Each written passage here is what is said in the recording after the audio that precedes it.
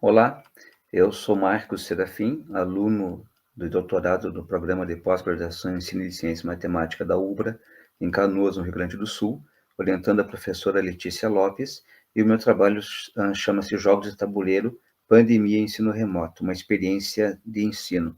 Durante a pandemia, nós tivemos aqui no estado do Rio Grande do Sul a suspensão das aulas, ou seja, os alunos eles não vinham para aulas, tinham somente aulas online.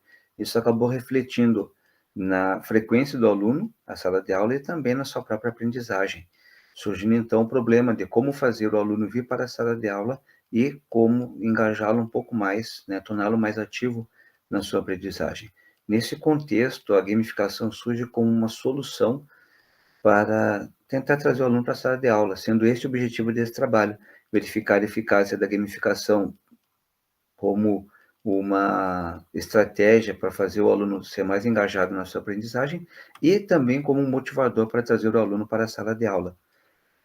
A respeito de jogos e séries e diversão, segundo o Sher 2017, características presentes nos jogos também refletem na sala de aula, também podem refletir a vida do aluno. Por exemplo, pontos sendo similares ao reconhecimento social, níveis como status, ranking refletindo a competição e recompensas o altruísmo humano, fazendo então com que o jogo assuma um papel na sala de aula também de diversão, ou edutainment, derivado do inglês edutainment. E o jogo também traz combinações dos chamados efeitos motivador e facilitador da aprendizagem.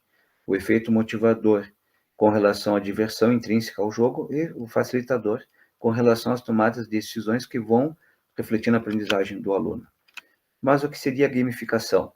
Segundo Philadelphia Cavalcante, não é simplesmente trazer um jogo para a sala de aula, ou o chamado jogo educativo, que muitos autores dizem que isso é somente dourar a pílula, mas significa trabalhar elementos da linguagem dos jogos em contextos externos a ele. E então, qual foi a metodologia adotada nesse estudo? Nós utilizamos a estratégia da aula invertida. Então, o aluno ele pesquisou o assunto em casa antes. O assunto, então, era desenvolvimento sustentável, mais especificamente a Agenda 2030, os famosos 17 objetivos do desenvolvimento sustentável. Eles também construíram em casa um tabuleiro, né? Poderia ser simplesinho, inclusive tem em folha de ofício, com 30 casas, enquanto que eu preparei cartões com perguntas a respeito do conteúdo que eles estudaram.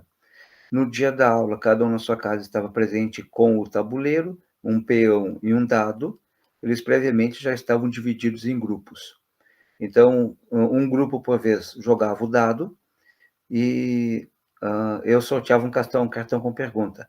Fazia a pergunta para o grupo, se eles acertassem, cada um na sua casa podia andar o número de pontos que tinha tirado no dado. Se errasse, não acontecia nada, né? Eles não perdiam ponto, não perdiam casa nem nada.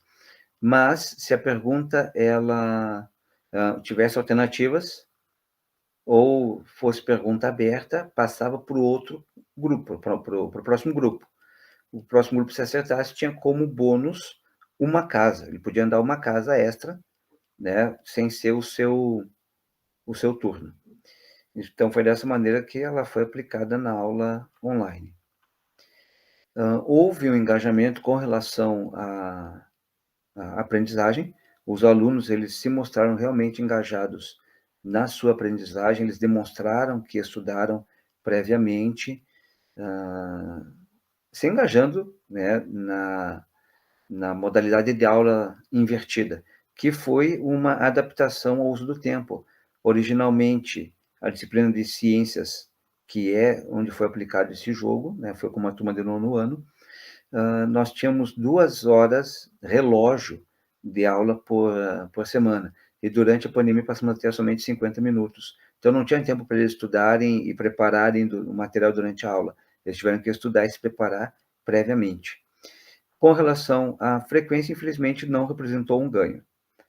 E nós tivemos a oportunidade então de pôr à prova o que Marniers fala, que ensinar ou estudar é simbolicamente jogar com o conhecimento.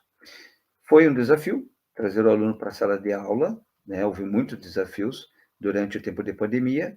A gamificação realmente aparece como possível resposta, pelo menos em termos de estimular a aprendizagem do aluno, e fica, então, a recomendação de replicar isso em um cenário presencial, uma vez que a gamificação se mostrou eficaz num cenário de aulas online. Aqui as referências e aqui nossos contatos, o meu e da professora Letícia. Obrigado pela atenção.